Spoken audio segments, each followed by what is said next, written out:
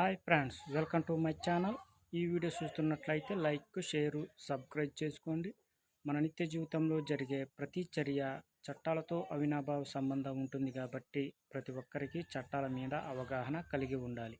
ఈరోజు ఓ చోరీ కేసుకు సంబంధించి పోలీసులపై బాధ్యరహితంగా ప్రవర్తించారంటూ కేరళ హైకోర్టు మండిపడింది. చేయని నేరానికి 54 రోజులు జైలు శిక్ష అనుభవించాడని కేరళ హైకోర్టు తెలిపింది.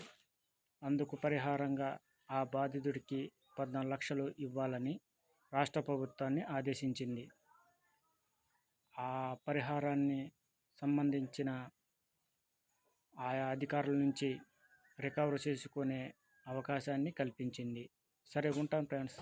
ఈరోజు బాధితుకు చెయ్యని నేరానికి 54 రోజులు జైలు శిక్ష అనుభవిస్తేందుకు కేరళ హైకోర్టు పోలీసులపై మండిపడిందన్నమాట.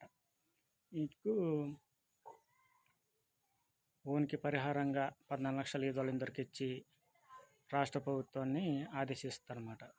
అలాగే ఆ అధికారులు ఇలా ప్రవర్తిస్తారు కాబట్టి ఊరగనించి ఆ రికవర్ చేసుకునే అధికారం మందిందరికిచ్చి రికవర్ కుందొచ్చిందరికిచ్చి అవకాశాన్ని కల్పిస్తారన్నమాట. సరే, మంతం ఫ్రెండ్స్.